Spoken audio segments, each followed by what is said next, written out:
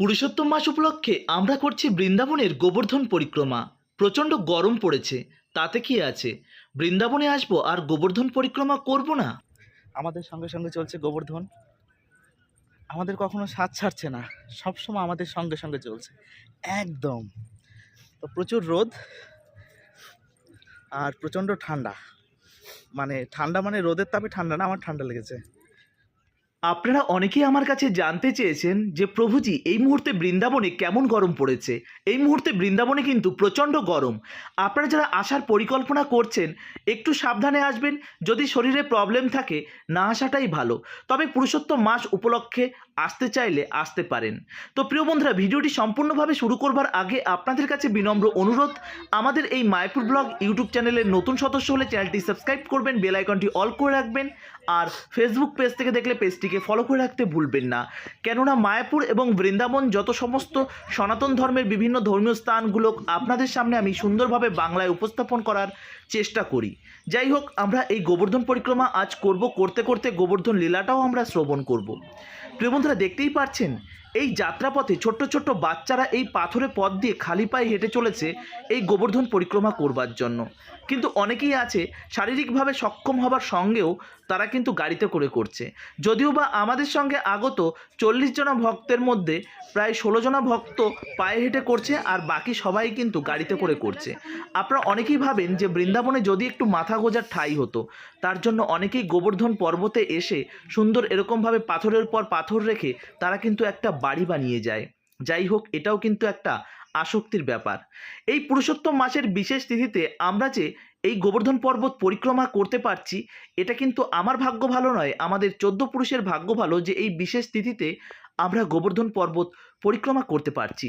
দেখতে পাচ্ছেন এই পাথরের পথ দিয়ে আমার ছোট্ট ছোট্ট বোনেরা কেমনভাবে হেঁটে চলেছে, এটা দেখে নিশ্চয়ই অবাক হচ্ছেন। দেখুন, আপনি যদি মানসিকভাবে প্রিপারেশান নিয়ে নেন, তাহলে আপনি এই পাথরের পথ আপনার কাছে কোনো রকমই কিছু হবে না। প্রিয় বন্ধুরা, আপনারা এবার অনেকেই আমাদের সঙ্গে এই বৃন্দাবন পরিক্রমা বা 84 ক্রোশ পরিক্রমা করতে চান। তো তাদের উদ্দেশ্যে বলবো, ডিসপ্লেতে দেওয়া যে ফোন নাম্বারটি রয়েছে সেই ফোন নাম্বারে ফোন করে আপনারা কিন্তু বুকিং করতে পারেন আমাদের সঙ্গে বৃন্দাবন পরিক্রমা, দ্বারিকা, শ্রীক্ষেত্র পুরীধাম, মায়াপুর, নবদ্বীপ প্রত্যেকটা স্থান কিন্তু আমাদের সঙ্গে আপনারা দর্শন করতে পারেন। আশা করি আপনাদের ভালো লাগবে। মনে রাখবেন, আমাদের এটা কোনো ট্রাভেল এজেন্সি নয়, কেননা আমরা ভক্ত সঙ্গে আপনাদের ধর্মীয় স্থানগুলোকে শুধুমাত্র দর্শন করিয়ে থাকি। এর বাইরে আমরা কিন্তু কোনো স্থান দর্শন করাই না। তো প্রিয় বন্ধুরা, আপনারা যদি যেতে চান অবশ্যই আমাদের ডিসপ্লেতে দেওয়া ফোন নাম্বারে যোগাযোগ করবেন। আরও একটি কথা, ভিডিওটি বেশি বেশি করে শেয়ার করুন। অনেকেই আছে এই যে মানে 84 ক্রোশ পরিক্রমা, বৃন্দাবনের এই গোবর্ধন পরিক্রমা তারা করতে চান বা দেখতে চান, তারা কিন্তু দেখতেও পাবেন এবং এই সুন্দর অনুভূতিটাও পাবেন। এই গোবর্ধন পরিক্রমা করতে করতে আপনারা কিন্তু এরকম অনেক শশার দোকান, অনেক জুস আপনারা পেয়ে যাবেন। অল্প করে ট্রাই করবেন, কেননা যাত্রাপথে আপনাদের কিন্তু একটা অনেক এনার্জি দেবে। আপনাদের কাছে বিনম্র অনুরোধ, এই যাত্রাপথে জলের বোতল, গ্লুকোজ, গ্লুকন-ডি, ওআরএস এই জাতীয় জিনিস রাখবেন এবং প্রচুর পরিমাণে ডাব খাবেন। জলটা কিনে খাবেন, না হলে পরে এখানে জলের একটু সমস্যা রয়েছে। প্রিয় বন্ধুরা, এই যাত্রাপথে আমরা চলছি আর আমাদের সঙ্গে সঙ্গে চলছে গোবর্ধন। এটা যেন এক আলাদা অনুভূতি। প্রচণ্ড গরমকে উপেক্ষা করে আমরা ছুটে চলেছি গোবর্ধন পরিক্রমা। আমাদের সঙ্গে সঙ্গে চলছে গোবর্ধন। আমাদের কখনো সাথ ছাড়ছে না, সবসময় আমাদের সঙ্গে সঙ্গে চলছে একদম। তো প্রচুর রোদ আর প্রচণ্ড ঠান্ডা, মানে ঠান্ডা মানে রোদের তাপে ঠান্ডা না, আমার ঠান্ডা লেগেছে।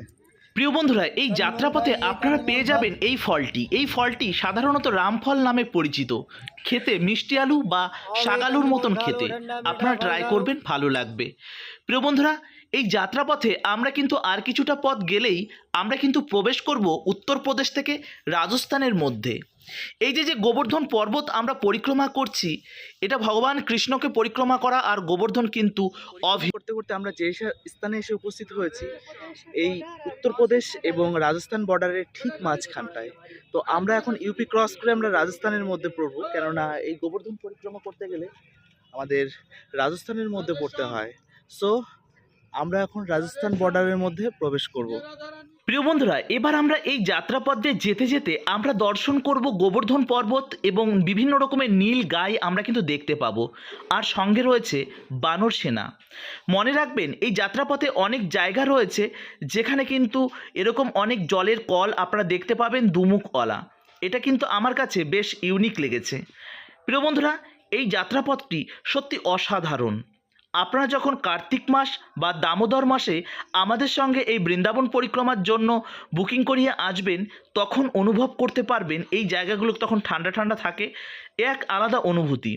এখন তো প্রচণ্ড গরম, তো এই প্রচণ্ড গরমও দেখতে পাচ্ছেন কত পরিমাণে ভক্তরা আসছে। কেননা এটা হচ্ছে বিশেষ একটি মাস, পুরুষোত্তম মাস।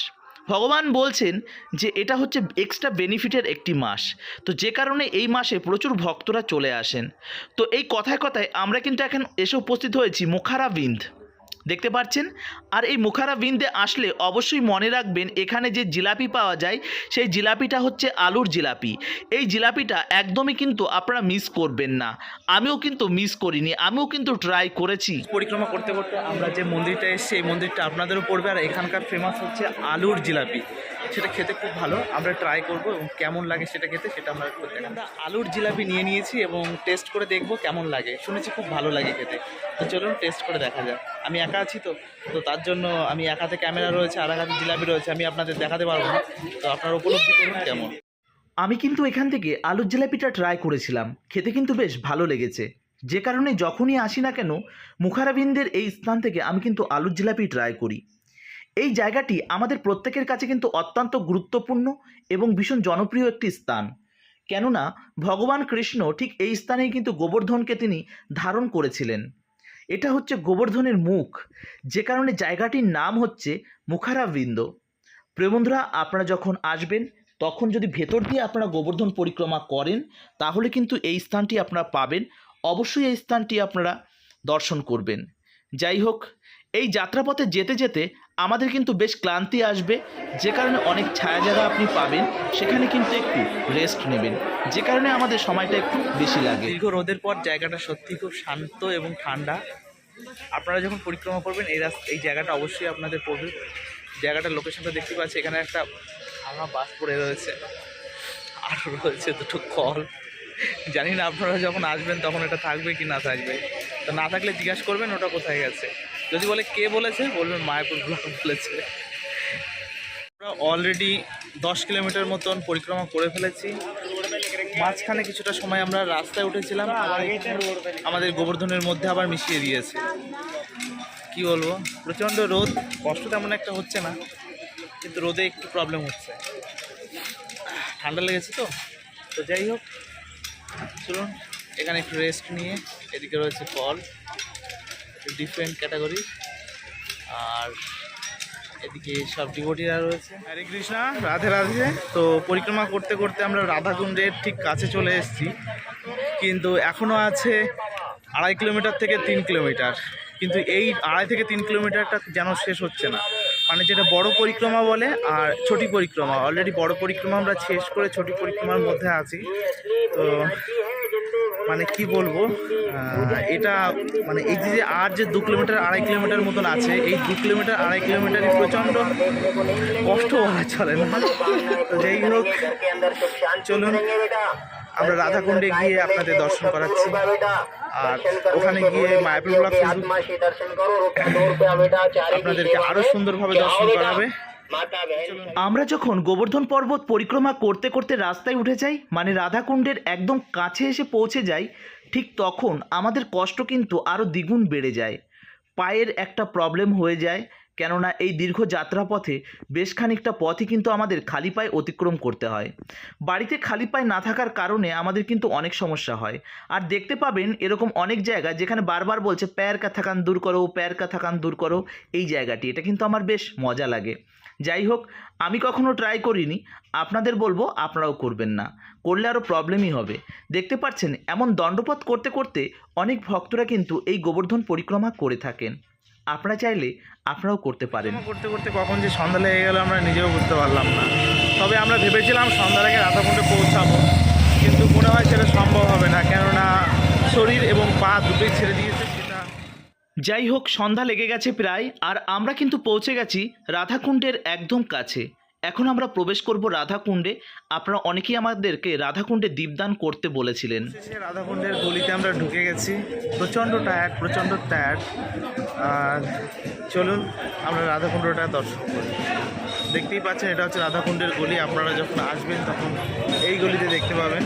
বন্ধুরা, তো অলরেডি আমরা রাধাকুণ্ড এবং শ্যামকুণ্ড চলে এসেছি। আমরা দেখতে পাচ্ছি আমার পিছনে রয়েছে রাধাকুণ্ড আর ওদিকে রয়েছে শ্যামকুণ্ড। তো প্রচণ্ড অনেকটা রাত হয়ে গেছে। আমরা এখন এখানে দ্বীপ দেখাবো। দ্বীপ দেখিয়ে এখানে থেকে আমরা দানঘাটে যাব, কুসুম সরোবর হয়ে, মানস গঙ্গা হয়ে। তো প্রচুর টাইম লাগবে এখনও আমাদের, তার জন্য এখানে বেশি টাইম ওয়েস্ট করবো না। আর একটা দিনের বেলা আমরা আসবো এবং এসে আপনাদেরকে আরও সুন্দরভাবে দর্শন করবো। তার স্পেশালি একটি ভিডিও আপনাদের সামনে আমি তুলে ধরার চেষ্টা করব। তো আপাতত আপনারা দর্শন করুন রাধাকুণ্ড যতটা দেখতে পাচ্ছেন, বাকিটা আপনাদের আমি পরে দেখাবো। প্রিয় বন্ধুরা, সন্ধ্যা লেগে গেছে, আমাদেরকে ফিরতে হবে।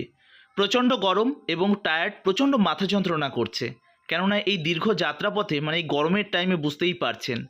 প্রিয় বন্ধুরা, আপনারা দেখতে পাচ্ছেন ঠিক দামোদর মাসের মতন এই পুরুষোত্তম মাসেও কিন্তু প্রচুর ভক্ত এসে এখানে কিন্তু দীপদান করছেন।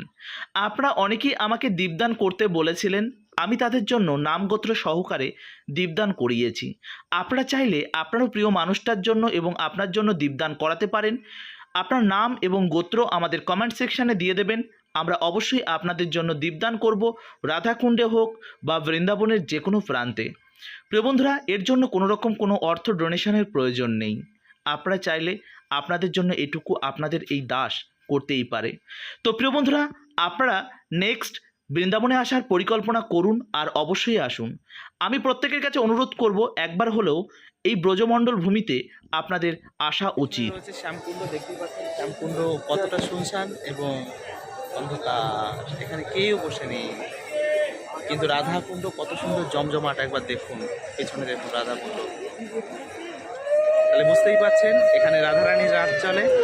তো চলুন আমরা এখন দ্বীপ দেখে এখান থেকে বিদায় নেব। 9টা আর আমাদের পরিক্রমা প্রায় শেষের দিকে, মানে আমাদের ফাইনাল এক্সাম চলছে। তো দানঘাটি এখনও 2 কিলোমিটার আছে আর মানসী গঙ্গা আছে 1.5 কিলোমিটার। সো এই যে 1.5 কিলোমিটার আর 2 কিলোমিটার, মানে রাধাকুণ্ড থেকে এই মানসী গঙ্গা পর্যন্ত এই যে টাইমটা, এই বহুত মানে কি বলবো, এতটা মানে কষ্টকর বলে বোঝাতে পারবো না। তো যাই হোক, আমরা বেশি ওয়েট করবো না। আমাদের হরে কৃষ্ণা। তো পরিক্রমা করতে করতে অলরেডি আমরা কুসুম সরোবরে এসে পৌঁছে গেছি। এখন ভিডিও বানানোর একদমই মুড নেই, কারণ আমরা প্রচণ্ড টায়ার্ড। তার জন্য এখানে আমি হাতে গোনা 1 মিনিট টাইম নেব, আর এরপরে আমি একদিন এসে সম্পূর্ণ ভিডিওটা আপনাদের দেখানোর চেষ্টা করব। তো আমাদের তো একটুখানি এক ঝলক দেখে নিন, বাকিটা পরে দেখাবো। রাধে রাধে। সত্যি এই 2 কিলোমিটার আর যেন চলছে না, আমাদেরকে ফিরতে হবে। রাত হয়েছে বেশ। এত রাত কেন লাগলো আপনারা বুঝতে পারলেন তো?